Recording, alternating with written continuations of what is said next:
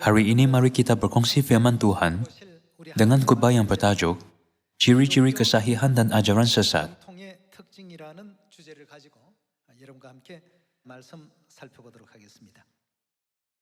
Apakah standar untuk menentukan ajaran sesat dan kesahihan dalam agama Kristen hari ini? 이런 내용을 우리가 Dengan menjawab soalan ini melalui bukti Alkitab, mari kita memastikan bahwa gereja Tuhan ialah gereja yang benar, yang menyebarkan ajaran-ajaran otentik Kristus ke seluruh dunia. 증거를 통해서 알아보도록 하겠습니다. Marilah melihat buku 2 Petrus, bab 2 ayat 1. 1절입니다. Sebagaimana nabi-nabi palsu dahulu tampil di tengah-tengah umat Tuhan, demikian pula di antara kamu akan ada guru-guru palsu. Mereka akan memasukkan. Apa yang mereka akan masukkan? Pengajaran-pengajaran sesat yang membinasakan. Bahkan mereka akan menyangkal penguasa yang telah menebus mereka. Dan dengan jalan demikian, segera mendatangkan kebinasaan atas diri mereka. Dan karena mereka, jalan kebenaran akan dihujat. Dan karena serakannya, guru-guru palsu itu akan berusaha mencari untung dari kamu dengan cerita-cerita isapan jempol mereka. Tetapi untuk perbuatan mereka itu hukuman telah lama tersedia, dan kebinasaan tidak akan tertunda. Dengan kata lain, Tuhan telah menyimpan kebinasaan untuk orang yang menyebarkan ajaran sesat. Siapakah yang menggunakan perkataan pengajaran sesat di dalam buku 2 Petrus bab 2?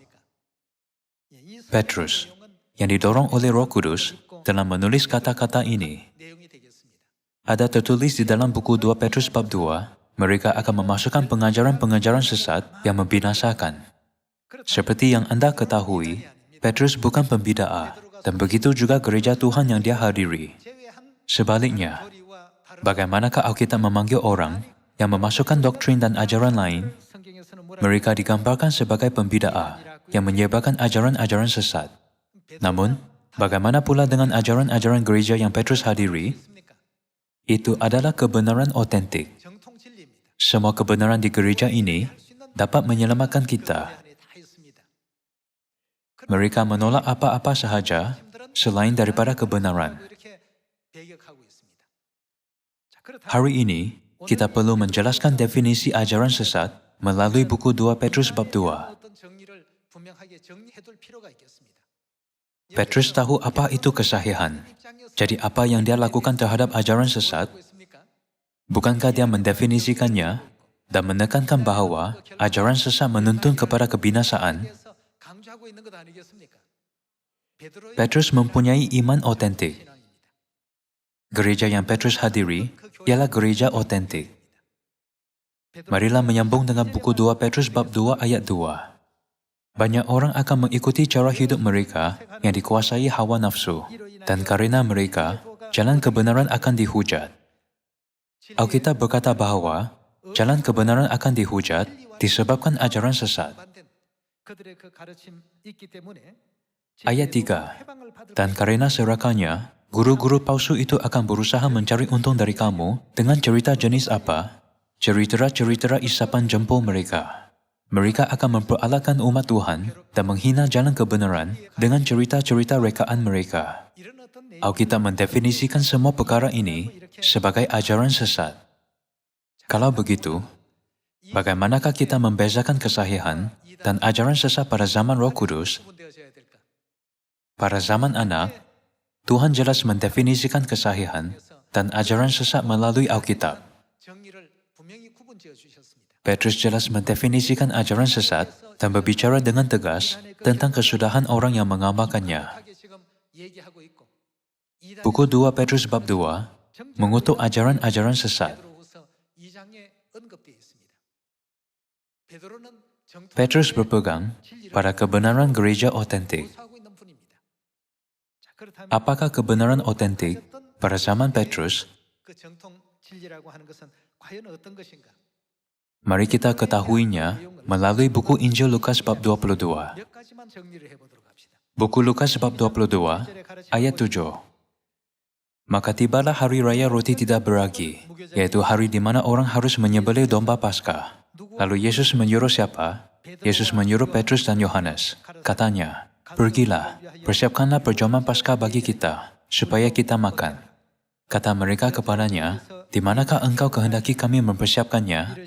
Jawabnya, "Apabila kamu masuk ke dalam kota, kamu akan bertemu dengan seorang yang membawa kendi berisi air. Ikutilah dia ke dalam rumah yang dimasukinya, dan katakanlah kepada tuan rumah itu, 'Guru bertanya kepadamu, di manakah ruangan tempat aku bersama-sama dengan murid-muridku akan makan Paskah?' Lalu orang itu akan menunjukkan kepadamu sebuah ruangan atas yang besar, yang sudah lengkap. Disitulah kamu harus mempersiapkannya." Maka berangkatlah mereka, dan mereka mendapati semua seperti yang dikatakan Yesus kepada mereka. Lalu mereka mempersiapkan Paskah. Di sini, Yesus, Petrus, dan Yohanes muncul. Yesus menyuruh Petrus dan Yohanes untuk menyediakan perayaan suci Paskah. Marilah melihat ayat 14. Ketika tiba saatnya, yaitu waktu Paskah, Yesus duduk makan bersama-sama dengan rasul-rasulnya. Katanya kepada mereka, "Aku sangat rindu makan Paskah ini bersama-sama dengan kamu, sebelum aku menderita." Inilah Paskah yang Yesus dirikan, dan Petrus merayakannya. Dengan kebenaran ini sahaja, kita dapat membezakan antara gereja otentik dengan gereja sesat. Mengetepikan semua yang lain, jika kita hanya fokus pada Paskah, gereja mana yang otentik? Gereja yang merayakan Paskah. Sebaliknya, bagaimana pula dengan semua gereja lain yang memasukkan Paskah untuk mengikuti doktrin lain? Semua gereja itu adalah sesat. Kalian semua, gereja Tuhan kita telah mewarisi kebenaran gereja otentik dan memeliharanya dengan bangga. Bukankah ini sebabnya kita memberitakan kebenaran otentik kepada semua orang di dunia? Di dalam buku Wahyu bab 22, Rasul Yohanes berkata, "Jangan menambah atau mengurang." Buku Galatia bab 1 berkata, "Jika seseorang memberitakan suatu Injil yang lain daripada Injil Kristus, maka terkutuklah orang itu." Memandangkan Tuhan memberi amaran sampai tahap ini, bukankah kita boleh menyimpulkan bahwa kita tidak akan menerima keselamatan, melainkan kita memelihara kebenaran otentik? Oleh itu, kita mesti membezakan antara kesahihan dengan ajaran sesat. Kita harus mampu mengetahui perbezaannya. Bukankah kita harus berfikir sekurang-kurangnya sekali, mengapa Petrus menghindari, menolak, dan melindungi ahli lain daripada ajaran sesat? Bukankah Petrus dan Yohanes hadir pada malam Yesus mengisytiharkan Paskah sebagai perjanjian baru? Ayat 19. Lalu ia mengambil roti, mengucap syukur, memecah-mecahkannya, dan memberikannya kepada mereka. Katanya, "Inilah tubuhku yang diserahkan bagi kamu. Perbuatlah ini menjadi peringatan akan aku." Demikian juga dibuatnya dengan cawan air anggur Paskah, sesudah makan. Ia berkata, "Cawan ini adalah perjanjian baru oleh darahku, yang ditumpahkan bagi kamu." Gereja otentik mesti mempunyai kebenaran Paskah perjanjian baru. Semua ciri gereja otentik boleh didapati di dalam Alkitab. Gereja kita ialah gereja otentik yang memelihara kebenaran yang Yesus dan para rasul peliharakan, yaitu kebenaran Paskah perjanjian baru yang diberikan oleh Yesus demi keselamatan kita. Jika kita dipanggil pembidaa, siapa juga menjadi pembidaa? Yesus menjadi pembidaa, dan begitu juga Petrus. Adakah Petrus seorang pembidaa? Adakah Yohanes seorang pembidaa? Sekarang gereja Tuhan memelihara semua kebenaran yang dipelihara oleh Yesus dan para rasul. Kita mempunyai nama baru, nyanyian baru, anak domba, dan istri anak domba. Marilah melihat buku 1 Korintus bab 1. Buku 1 Korintus bab 1 ayat 2. Kepada jemaat Tuhan di Korintus, yaitu mereka yang dikuduskan dalam Kristus Yesus dan yang dipanggil menjadi orang-orang kudus, dengan semua orang di segala tempat yang berseru kepada nama Tuhan kita Yesus Kristus, yaitu Tuhan mereka dan Tuhan kita. Kasih karunia dan damai sejahtera dari Tuhan, Bapa kita, dan dari Tuhan Yesus Kristus menyertai kamu. Rasul Paulus memanggil gereja di Korintus sebagai apa? Dia memanggil gereja otentik itu sebagai gereja Tuhan. Jika ada orang yang membincangkan kesahihan dan ajaran sesat, kita boleh menunjukkan kepada mereka melalui Alkitab dengan jelas dan mudah bahwa hanya gereja Tuhan mempunyai semua kebenaran yang dipelihara oleh Yesus Kristus dan rasul-rasulnya. Sila periksa jika ibadah hari Ahad atau Christmas berasal daripada Yesus. Ya atau tidak? Tidak. Itulah mengapa Rasul Paulus sangat risau. Untuk mengelakkan umat Tuhan terjatuh dalam ajaran-ajaran sesat, apa yang harus kita lakukan dengan kata-kata Alkitab? Janganlah menambah atau mengurangkan sesuatu di dalam Alkitab. Bukankah dia banyak menekankan ini? Hari ini, ketika orang memahami dengan betul dan mengukirkan pada hati mereka dengan kebenaran otentik yang kita beritakan di Samaria dan bahkan ke hujung bumi, mereka akan mengenal siapa akhirnya. Mereka akan mengenal Tuhan Bapa dan Tuhan Ibu yang datang dan mendirikan Sion kita pada zaman ini. Mereka akan berkata, ini benar-benar tempat perlindungan untuk keselamatan kita yang didirikan dan disediakan oleh Tuhan. Saya ingin meminta Anda sekali lagi untuk menjadi orang yang dapat membezakan antara kesahihan dengan ajaran sesat. Bukan hanya Rasul Petrus, tetapi Rasul Yohanes juga berbicara berkenaan ciri-ciri kesahihan dan ajaran sesat.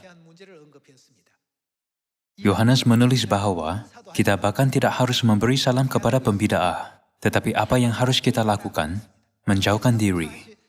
Bukankah Alkitab memberi amaran dengan tegas untuk menjauhkan diri daripada pembidaah? Rasul Yohanes juga memberi amaran. Selain Petrus dan Yohanes, Rasul Paulus juga memberi amaran tentang ajaran-ajaran sesat. Gereja mana yang mereka semua hadiri? Mereka menghadiri gereja Tuhan yang Yesus dirikan. Apabila orang mendengar bahwa Petrus dan Paulus menghadiri gereja Tuhan, mereka bertanya, adakah itu benar-benar di dalam Alkitab? Mari kita lihat buku Galatia, bab 2 ayat 4. Memang ada desakan dari saudara-saudara palsu yang menyusun masuk, yaitu mereka yang menyelundup ke dalam untuk menghadang kebebasan kita yang kita miliki di dalam Kristus Yesus. Supaya dengan jalan itu, mereka dapat memperhambakan kita. Tetapi sesaat pun kami tidak mau mundur dan tunduk kepada mereka, agar kebenaran Injil dapat tinggal tetap pada kamu. Setelah mereka melihat bahwa kepadaku telah dipercayakan pemberitaan Injil untuk orang-orang tak bersunat, sama seperti kepada Petrus untuk orang-orang bersunat. Karena ia yang telah memberikan kekuatan kepada Petrus untuk menjadi rasul bagi orang-orang bersunat, ia juga yang telah memberikan kekuatan kepadaku untuk orang-orang yang tidak bersunat. Petrus menjadi rasul kepada orang yang bersunat. Siapakah yang menjadi rasul kepada orang yang tidak bersunat? Siapakah yang menulis buku Galatia? Rasul Paulus, bukan? Menurut apa yang tertulis di sini, adakah Petrus dan Paulus menghadiri gereja yang berbeza? Mereka menghadiri gereja yang sama. Adakah Petrus dan Paulus merayakan perayaan Paskah? Menurut buku 1 Korintus bab 11, Rasul Paulus berkata, sebab apa yang telah kuteruskan kepadamu, telah aku terima dari Tuhan, yaitu bahwa Tuhan Yesus, pada malam waktu ia diserahkan, mengambil roti, dan sesudah itu ia mengucap syukur atasnya. Paulus menjelaskan apa? Dia menjelaskan babak Paskah. Bagaimana pula dengan pembidaah hari ini? Adakah mereka merayakan Paskah, kebenaran kehidupan? Fakta bahwa mereka tidak merayakannya membuktikan mereka bukan otentik. Mereka semua palsu. Hari ini, terdapat begitu banyak gereja palsu di sekitar kita. Kita semua harus mampu membezakan antara kebenaran dengan ajaran sesat. 우리 모두에게는 반드시 있어야 되겠습니다. 자, 그렇다면 Tuhan yang bekerja dalam pelayanan Petrus juga bekerja dalam pelayanan Paulus bagi orang yang tidak bersunat. 내게도 역사하셨다. Ini mengesahkan bahwa Petrus dan Paulus menghadiri gereja yang sama. 교인이었다는 사실을 확인해 볼 수가 있겠습니다. 자, 그렇다면 Mari kita mengesahkannya sekali lagi bahwa Petrus dan Paulus merayakan Paskah. 하지만 한번 확인을 더 해봅시다. Marilah melihat buku 1 Korintus bab 11. Melalui Alkitab, kita boleh mengetahui perbezaan antara gereja otentik dengan gereja-gereja sesat. 다 가려낼 수가 있기 때문에 Oleh itu, janganlah kita ditipu oleh dusta pembidaa. 속으면 Walaupun mereka mungkin banyak berdusta dan mengatakan kata-kata yang menyinggung perasaan, 심장이 상하는 말 Anda dan saya adalah orang yang diperkenankan Tuhan untuk memelihara kebenaran otentik yang tertulis di dalam Alkitab. 인정하시는 정통 진리를 가지고 있는 사람들입니다. Kita ialah penjaga kebenaran otentik. 진리를 Memandangkan kita dipanggil oleh Tuhan sebagai penjaga kebenaran, 지키는 우리들이기 때문에 kita mesti melaksanakan misi kita untuk menyelamatkan semua bangsa. Janganlah kita menyimpannya untuk diri sendiri, tetapi memberitahu semua orang, 알려야 되겠죠. membimbing dan mengajar mereka untuk memeliharanya. 지킬 수 있도록 Buku 1 Korintus bab 11 ayat 23. Sebab apa yang telah kuteruskan kepadamu, telah aku terima dari Tuhan, yaitu bahwa Tuhan Yesus, pada malam waktu ia diserahkan, mengambil roti, dan sesudah itu ia mengucap syukur atasnya, yang memecah-mecahkannya dan berkata, inilah tubuhku, yang diserahkan bagi kamu, perbuatlah ini menjadi peringatan akan aku. Demikian juga ia mengambil cawan, sesudah makan lalu berkata, cawan ini adalah perjanjian baru, yang dimeteraikan oleh darahku, perbuatlah ini, setiap kali kamu meminumnya, menjadi peringatan akan aku. Sebab setiap kali kamu makan roti ini dan minum cawan ini, kamu memberitakan kematian Tuhan sampai ia datang. Siapakah yang mencatatkan buku 1 Korintus? Apa yang Rasul Paulus katakan? Sebab apa yang telah dia teruskan kepada mereka, telah dia terima daripada siapa? Telah aku terima dari Tuhan. Dia berkata bahwa dia menerima kebenaran Paskah perjanjian baru daripada Kristus. Kalau begitu, gereja dengan kebenaran Paskah perjanjian baru, itu gereja otentik atau gereja sesat? Hanyalah gereja Tuhan yang memelihara apa yang disampaikan oleh Yesus dan rasul-rasulnya. 우리 하나님의 교회입니다. Hari ini, bukan hanya kebenaran Paskah, tetapi semua peraturan perjanjian baru daripada Tuhan wujud di gereja Tuhan sahaja. 존재하고 있는 곳이 우리 하나님의 교회입니다. Namun, tidakkah Anda lihat ciri-ciri ajaran sesat di gereja-gereja yang ditunjukkan di media hari-hari ini? Mereka tidak merayakan Paskah maupun hari Sabat. Mereka tidak menudung kepala semasa beribadah. Sebaliknya, 그리고 또 mereka mendirikan salib yang tidak berdasarkan Alkitab dan juga merayakan Christmas. Tidak dapat faham mengapa mereka mendakwa diri sebagai otentik. 할 수 없는 내용입니다. Kita harus sentiasa dapat membezakan antara kesahihan dengan ajaran sesat melalui Alkitab, yaitu firman Tuhan. 되도록 합시다.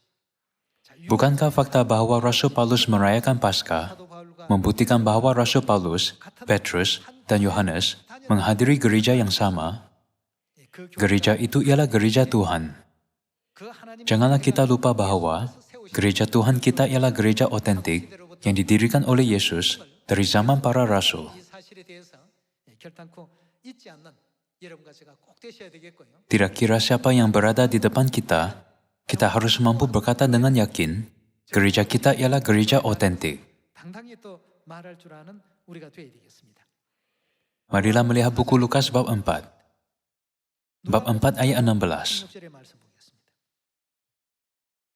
Ia datang ke Nazaret, tempat ia dibesarkan, dan menurut kebiasaannya, pada hari Sabat ia masuk ke rumah ibadat, lalu berdiri hendak membaca dari Alkitab. Apa yang mesti wujud di gereja yang memelihara semua ajaran Yesus dan rasul-rasulnya, 당연히 뭐가 있어야 되면 mesti ada peraturan hari Sabat. 규례가 있어야 되겠습니다. Peraturan ibadah hari Sabat seharusnya ada di sana. 없는 곳 Dalam erti kata lain, bagaimana jika gereja tidak merayakan hari Sabat, itu ialah gereja sesat. Betapa kesiannya orang yang bercakap tentang bid'ah, tetapi tidak tahu siapa diri mereka.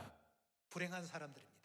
Hari ini, mari kita mengukirkan pada hati kita sekali lagi fakta bahwa kita ialah penjaga-penjaga yang menjaga kebenaran otentik. 오늘 이 시간을 통해서 통해서 다시 한번 마음 육비에 또 깊이 아로새기시고 Tidak kira bertemu dengan siapa semasa menginjil, mari kita membuktikan kebenaran kehidupan yang diberkati ini dengan berani di Samaria, dan bahkan ke hujung bumi. 여러분 꼭 되기를 부탁을 드리겠습니다. Bukan itu sahaja, oleh sebab kita banyak menginjil tentang Paskah dan hari Sabat, ada yang mungkin berkata, adakah gereja Tuhan hanya mementingkan Paskah dan hari Sabat sahaja? 교회 Kesahihan gereja awal tidak bergantung pada dua perkara ini sahaja. 전서 우리 11장 Mari kita lihat buku 1 Korintus, bab 11 ayat 1. 보시면 Jadilah pengikutku, sama seperti aku juga menjadi pengikut Kristus. Aku harus memuji kamu, sebab dalam segala sesuatu kamu tetap mengingat akan aku, dan teguh berpegang pada ajaran yang kuteruskan kepadamu. Tetapi aku mau supaya kamu mengetahui hal ini, yaitu kepala dari tiap-tiap laki-laki ialah Kristus, kepala dari perempuan ialah laki-laki, dan kepala dari Kristus ialah Tuhan. 무릇 Tiap-tiap laki-laki yang berdoa atau bernubuat dengan kepala yang bertudung, menghina kepalanya. 욕되게 하는 것이요. Tetapi tiap-tiap perempuan yang berdoa atau menubuat dengan kepala yang tidak bertudung, menghina kepalanya. Sebab ia sama dengan perempuan yang dicukur rambutnya. 다름이 없습니다. Sebab jika perempuan tidak mau menudungi kepalanya, maka haruslah ia juga menggunting rambutnya. Tetapi jika bagi perempuan adalah penghinaan, bahwa rambutnya digunting atau dicukur, maka haruslah ia menudungi kepalanya.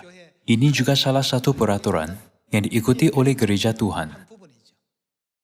Hari ini, sesuai dengan peraturan ini, 그런 수건을 쓰고 perempuan di gereja mana menudung kepala manakala lelaki tidak, 지키고 있는 교회가 kita mesti menentukan sama ada sesuatu betul atau salah hanya melalui Alkitab. 성경 속에 Mengapa begitu? 왜 Terdapat sebab mengapa kita tidak harus menambah maupun mengurangkan sesuatu di dalam Alkitab. 오늘날 이단은 Memandangkan Tuhan melihat akhir sesuatu sejak awalnya. 태초부터 Dia tahu bahwa gereja-gereja sesat tidak akan mematuhi Alkitab. 했기 때문에 Jadi Tuhan meminta kita untuk melakukan apa? Jangan menambah atau mengurang. 그래서 Bimbang bahwa kebenaran akan diputarbalikkan, Rasul Paulus menulis di dalam buku Galatia bab 1 seperti berikut. Ayat 6 berkata, Aku heran bahwa kamu begitu lekas berbalik daripada Dia, yang oleh kasih karunia Kristus telah memanggil kamu dan mengikuti suatu Injil lain. 이 무리들을 Alkitab memanggil sekumpulan orang yang mengikuti suatu Injil lain sebagai apa? Mereka dipanggil pembidaa. Mereka bukan otentik, tetapi pembidaa. Ayat 7. Yang sebenarnya bukan Injil, hanya ada orang yang mengacaukan kamu, dan yang bermaksud untuk melakukan apa? Untuk memutarbalikkan Injil Kristus. 구원의 그 Dinyatakan bahwa kebenaran gereja awal akan diubah. Ayat 8. Tetapi sekalipun kami, atau seorang malaikat dari surga, yang memberitakan kepada kamu suatu Injil, yang berbeda dengan Injil yang telah kami beritakan kepadamu, apa yang akan terjadi? Terkutuklah dia. Dalam situasi ini, tidak ada orang boleh diselamatkan. Hanya Injil otentik boleh menuntun kita kepada keselamatan. Janganlah kita meragui fakta bahwa hanya kebenaran otentik yang akan membimbing kita ke kerajaan surga yang abadi. Dan janganlah kita menambah atau mengurangkan sesuatu daripadanya. Seperti yang telah kami katakan dahulu, sekarang ku katakan sekali lagi. Jikalau ada orang yang memberitakan kepadamu suatu Injil yang berbeda dengan apa yang telah kamu terima, terkutuklah dia. Jadi bagaimana sekarang? Adakah ku cari kesukaan manusia atau kesukaan Tuhan? Adakah ku coba berkenan kepada manusia? Sekiranya aku masih mau mencoba berkenan kepada manusia, maka aku bukanlah hamba Kristus. Apakah yang Tuhan katakan? Dalam mata Tuhan, gereja mana yang otentik dan gereja mana yang sesat? Pada masa kini, banyak gereja bermegah tentang salib dan ibadah hari Ahad, serta merayakan Christmas tanpa ragu-ragu. 크리스마스를 지키고 그렇게 하고 있습니다만 이런 Ini cukup untuk menunjukkan ciri-ciri ajaran sesat. 이단의 특징을 드러내고 있는 그런 입장이 있습니다. Seperti yang kita ketahui, apakah yang mereka buat pada tahun 321 Masehi? Adakah itu ajaran Yesus? Seterusnya, apakah yang mereka masukkan pada tahun 325 Masehi? Mereka menyingkirkan kebenaran otentik Paskah. Selepas itu, mereka menetapkan Christmas pada tahun 354 Masehi. Mereka secara sembarangan membuatnya untuk menyamakan hari kelahiran Dewa Matahari sebagai hari kelahiran Yesus. 만들어냈습니다. 오늘날 Seluruh dunia menganggapnya sebagai percutian Kristen terbesar. 명절인 줄 알고 있습니다. Betulkah itu perayaan Kristen? Tidak. Janganlah kita berdiam diri ketika melihat tindakan-tindakan orang yang mendakwa sebagai orang Kristen otentik ini. Kita semua harus bangkit dan menyinarkan cahaya kebenaran. Kita harus menyampaikan kebenaran otentik. 제대로 된 진리가 바로 이런 것이다 하는 것을 알려줘야 되겠습니다. Kemudian, apakah yang didirikan di dalam gereja pada tahun 431 Masehi? 뭘 만들어 세웁니까? Mereka mendirikan salib. 세웁니다. Mereka bukan otentik sama sekali, tetapi pembidaa yang mengubah ajaran Yesus satu demi satu. 이단들이었습니다. 절대 정통이 아닙니다. Jika mereka mempunyai kesahihan, 만일 정통 apa yang akan Yesus katakan ketika mereka berseru, Tuhan, Tuhan, kita telah bernubuat dengan namamu, dan menghalau roh-roh iblis, dan melakukan mujizat dengan namamu. 만약 정통이 Jika mereka mempunyai kesahihan, dia akan berkata, oh itu bagus, kamu banyak berusaha, dan dia akan banyak memberkati mereka. Namun, apa yang Yesus katakan, aku tidak mengenalmu, nyala kamu dari sini, hai kamu pembuat kejahatan. Ini adalah kerana mereka ialah pembidaa. Gereja Tuhan kita ialah gereja otentik, yang dibuktikan oleh Tuhan dan para nabi melalui Alkitab. Gereja otentik mesti mempunyai ajaran-ajaran Yesus.